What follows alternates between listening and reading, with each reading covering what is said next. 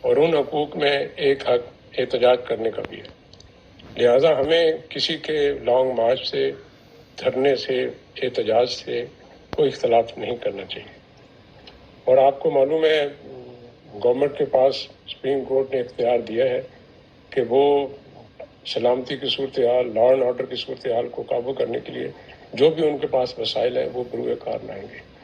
جو army chief صاحب نے کہا وہ بات بالکل ٹھیک ہے کہ وہ کسی کو یہ اجازت نہیں دیں گے کہ پاکستان میں سیاسی یا اقتصادی عدم استحکام لائے۔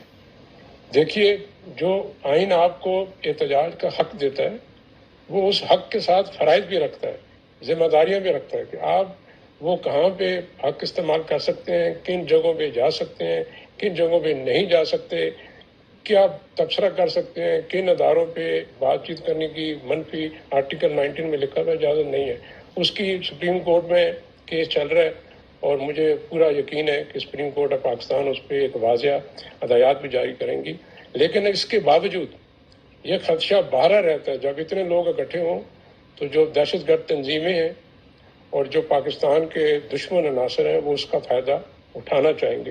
اس کے لیے یہ ہمارا فرض ہے کہ ان کو سیکیورٹی پرووائڈ کرنا، اور خدا نخواستہ اگر ضرورت پڑی کہ پاکستان آرمی کو آرٹیکل 245 کے تحت حکومت بلاتی ہے، حکومت کا حق ہے، تو فوج کو اگر ضرورت پڑی حالات کو قابو کرنے میں تو وہ ضرور حکومت کی مدد کرے گی۔ اور ان حقوق میں ایک حق احتجاج کرنے کا بھی ہے۔ لہٰذا ہمیں کسی کے لانگ مارچ سے، دھرنے سے، احتجاج سے کوئی اختلاف نہیں کرنا چاہیے۔ اور آپ کو معلوم ہے گورنمنٹ کے پاس سپریم کورٹ نے اختیار دیا ہے کہ وہ سلامتی کی صورتحال، لا اینڈ آرڈر کی صورتحال کو قابو کرنے کے لیے جو بھی ان کے پاس وسائل ہیں وہ بروئے کار لائیں گے۔ جو آرمی چیف صاحب نے کہا وہ بات بالکل ٹھیک ہے کہ وہ کسی کو یہ اجازت نہیں دیں گے کہ پاکستان میں سیاسی یا اقتصادی عدم استحکام لائے۔ دیکھیے، جو آئین آپ کو احتجاج کا حق دیتا ہے وہ اس حق کے ساتھ فرائض بھی رکھتا ہے، ذمہ داریاں بھی رکھتا ہے کہ آپ وہ کہاں پہ حق استعمال کر سکتے ہیں، کن جگہوں پہ جا سکتے ہیں، کن جگہوں پہ نہیں جا سکتے، کیا تبصرہ کر سکتے ہیں، کن اداروں پہ بات چیت کرنے کی منفی آرٹیکل 19 میں لکھا ہوا اجازت نہیں ہے۔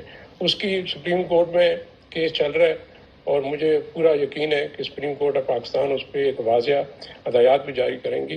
لیکن اس کے باوجود یہ خدشہ باہر رہتا ہے جب اتنے لوگ اکٹھے ہوں تو جو دہشت گرد تنظیمیں ہیں اور جو پاکستان کے دشمن عناصر ہیں وہ اس کا فائدہ اٹھانا چاہیں گے۔